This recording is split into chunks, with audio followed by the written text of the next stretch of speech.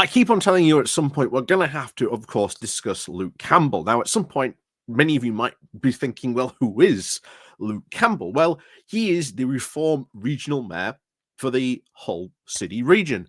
And this is an important position.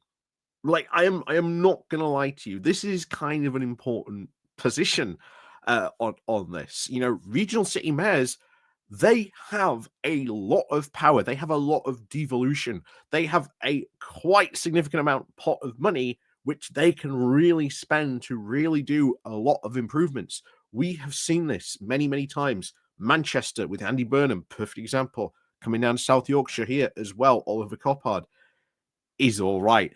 Could be better, but hey, he's not that bad in some areas. Other areas, maybe we'll do a video about him some other time. But anyway, we're talking about Luke Campbell.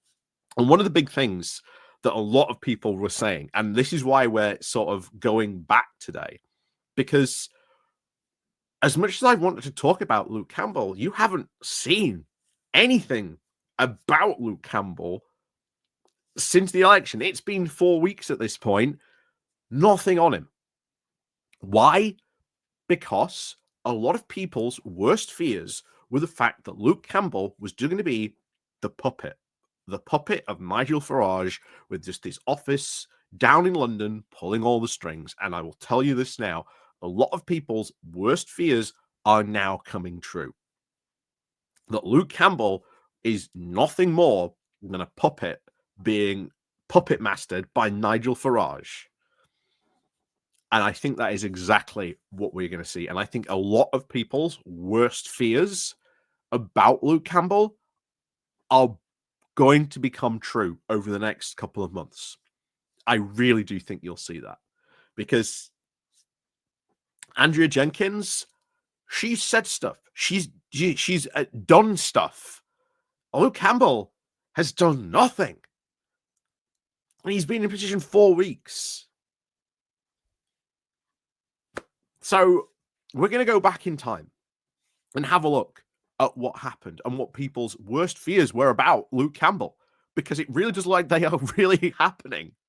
So before we do jump into that, please do remember to hit the like, share, and subscribe button. And of course, down below, there are links to my Patreon page, the Buy Me a Coffee link, the YouTube thank you button, and of course, there's the YouTube subscription button down below as well. So thank you very much to everyone who does support the channel that way. So let's crack on to this with the Hull story.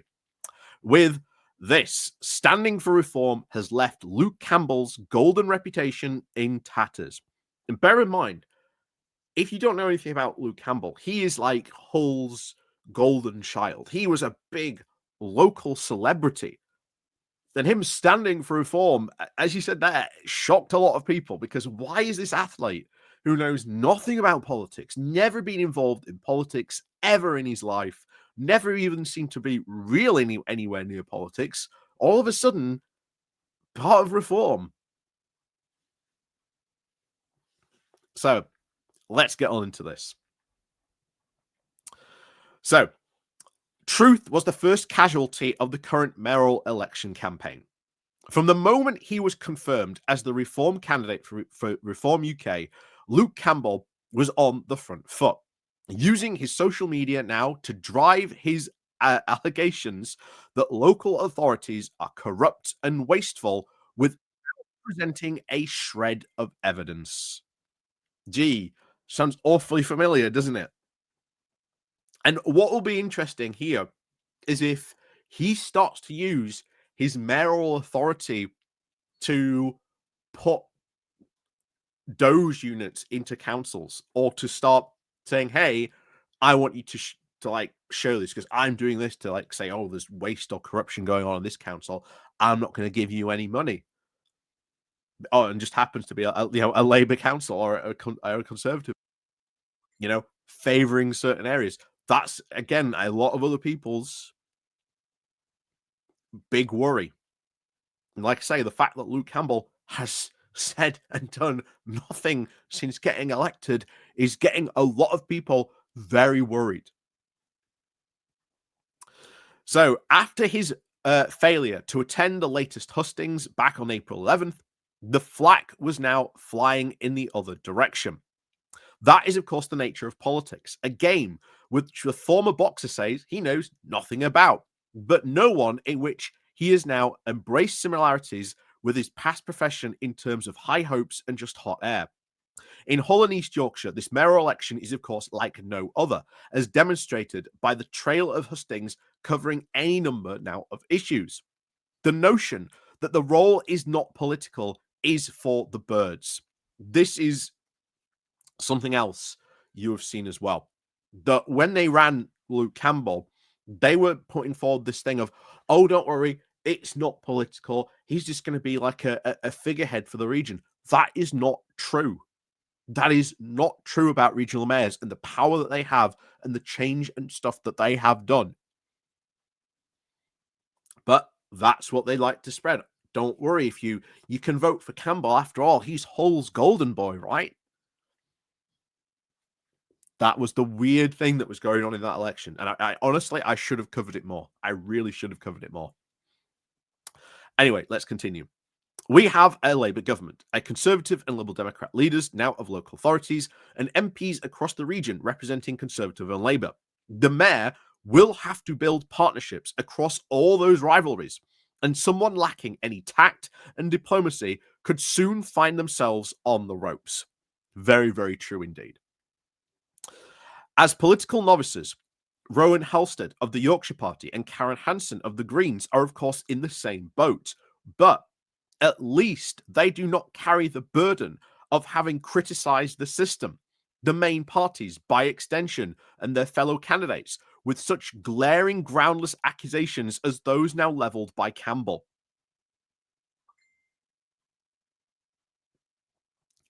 Again, I should have covered this more. I should have. There was a hustings actually, and I should have covered it. I really wish I had, but I didn't. Could I go back and cover it?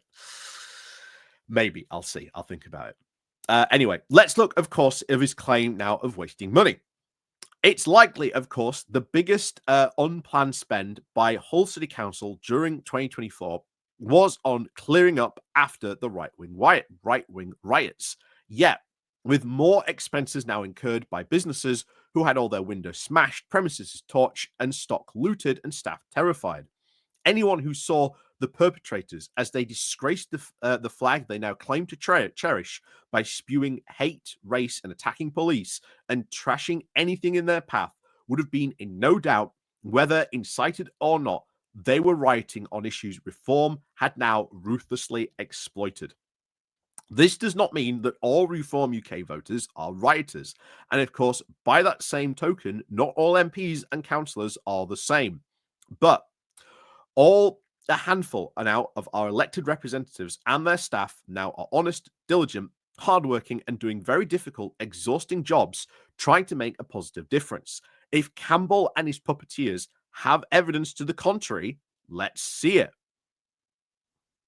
And you see this a lot in local politics. This whole idea that, councillor so-and-so is on the take. Councillor this is corrupt. Oh, these councillors are just corrupt. You see that all the time, constantly. And this is not new.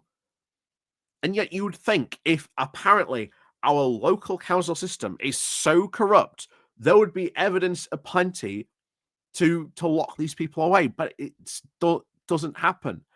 Are there a few instances where people can point to? Absolutely. Absolutely things like that happen. But it is not the case that they're just like, council officers are like, the mafia HQ of your local region. It's not the case. But this is what a lot of reform people really stood on during their elections. And this is why so many of the parties are like, well, we're not going to work with you. You called us all corrupt and wasteful, and you know how much better you were going to do. So they're just gone, okay, go do it then. And we'll hoist you by your own petard when things start to go wrong for you. Anyway, back to this. So, by working together, we have now shaped a city region which is generally now in the top 10 in many respects.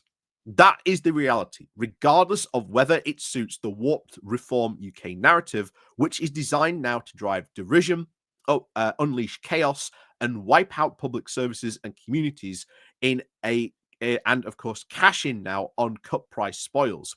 For example, how does it look across the Atlantic at now the tactics of Donald Trump's poster boy for Reform leader Nigel Farage? For whatever reason, of course, Campbell crying off by email 45 minutes before the start of the micro businesses and youth enterprise hustings last Friday, the fact now remains that we have been now being denied the chance to ask him how on earth he allowed his golden reputation to be so hijacked.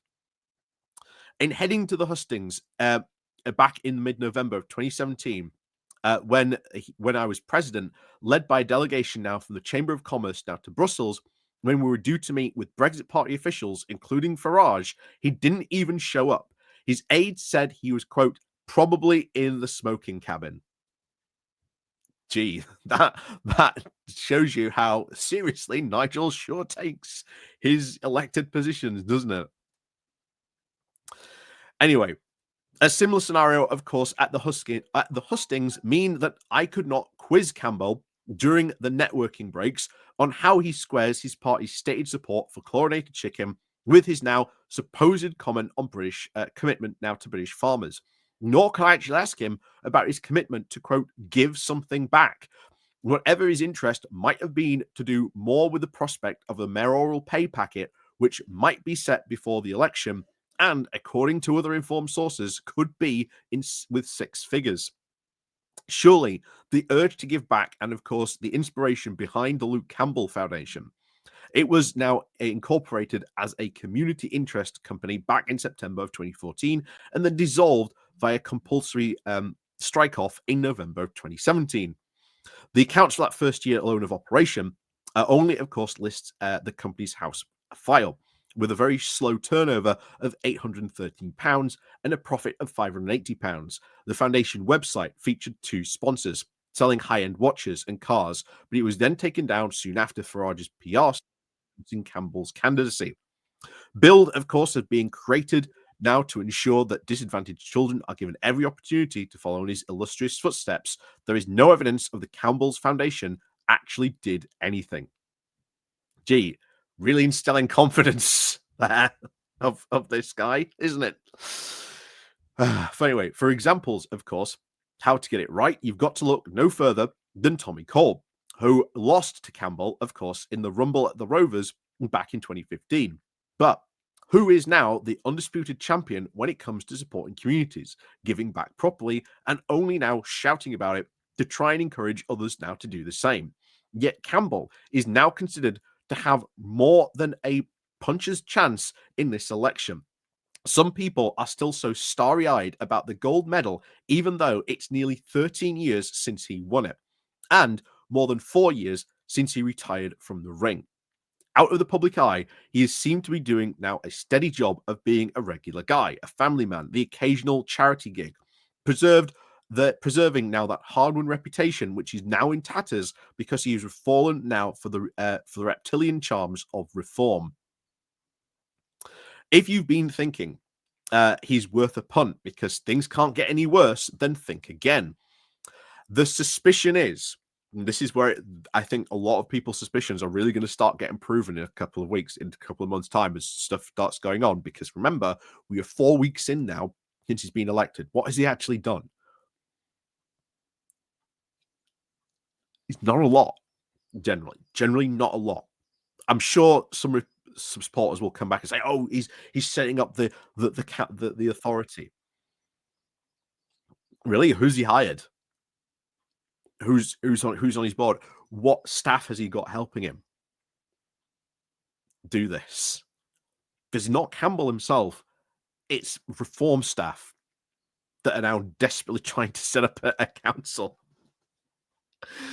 Anyway, the suspicion is that Campbell has been called in purely as an ambassador who will now be trundled out for ceremonial duties while others, of course, pull the strings and pursue the millions of pounds which, in the hands of grown-ups, would kickstart the next round of regeneration in Hull and East Yorkshire.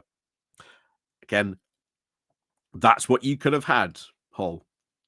That's what you could have had. A reform win will now plunge the regional politics down to chaos and have disastrous impacts on businesses which rely so much on the strong partnerships and trusted civic leaders who now cannot be relied upon to turn up. Investment will stall, services will be cut, culture and community will now be set back years. We will now find ourselves in the very same music hall script as Clacton, where the MP Farage is notoriously far too frequently AWOL. Jobs will now be lost, so you'll be tempted and, of course, conned by Campbell and Farage to think very carefully about what that might mean for you, your friends, and your families. Campbell's representative said that the candidate would, quote, couldn't make it due to an unavoidable family matter. His social media page suggests, however, he was in Bridlington on the day and had ducked the hustings, playing now on the seaside amusements instead of lining up alongside the other candidates, the same people he was so quick to disparage, to find out about the challenges now facing micro businesses and young entrepreneurs. The next day, he was then posting from Goole. He then followed now with a vacuous video clip obstinately supporting the campaign to prevent the closure of the town's hospital. Remember, of course, Farage advocates that replacing the NHS now with an assurance-based system. Campbell, of course, missed a terrific hustings in which everyone, of course, turned up, made very valuable contributions. The young entrepreneurs demonstrated the creativity and commitment which would serve them, of course, well as they now develop their businesses. The candidates were given plenty of ideas during the formal proceedings within the networking about what they could do if they were to win and help after the election. His agent, of course, messaged, asked whether it might be possible to arrange a meeting with the organisers, but of course, it doesn't work like that. A private chat is, of course, no substitute for challenging of the hustings. Seconds out, the questions are flying in. Let's see what, of course, you're made of. But Campbell's absence, coupled with now the innate social media posts, suggest he's not even a lightweight in this game, more a political punching bag who will all has of now heading for a fall. So, I can say, unfortunately, he won, and I think, quite frankly, the worst aspects now of this are going to come to light. I don't think he's going to do anything. I think he's going to be absolute disaster for Hull and East Yorkshire. I really think he will do. I mean, just recently, I say, oh, he's done nothing, but he's now signed this like Yorkshire advocate pledge with the three other Labour mayors. And that's it. And he had pretty much nothing to say except, yeah, Yorkshire is a good place.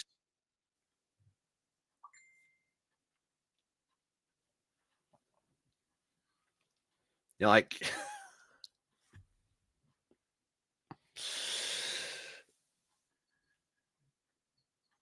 he's going to be a disaster. He is going to be a disaster. And he's not going to be responsible for the disaster because he's just being puppet mastered by in an office from London. You know, I do think, seriously, a lot of people were very worried. A lot of people were legitimately very worried when he was standing. Now he's got elected. 4 weeks in, hasn't really done anything yet. What policies has he put forward? Except he wants more money for the region. Why should you get more money when you have zero track record for spending the money you already have access to? You know? It's yeah. I really think, as it said there, his goal and reputation is just in tatters. I think he is not going to come out of this position smelling, or at least his reputation. Is it going to be the same after the next couple of years? Because remember, the next time he gets elected, if he doesn't, of course, stand down, he will have to stand and say and answer the questions. What did you do? You know, what did you do for this region? If he's not turning up for hustings initially and dodging them, why is he going to turn up to them next time? He's not. I think he's not at all. And I think that's very, very bad news for Hull and East Yorkshire. Very bad news indeed. And I think, as I've said, I keep on saying this, I think a lot of people's worst fears about him will very, very quickly be proven true. So, as always, let me know what you think down below. And of course, as always, we'll see you all next time.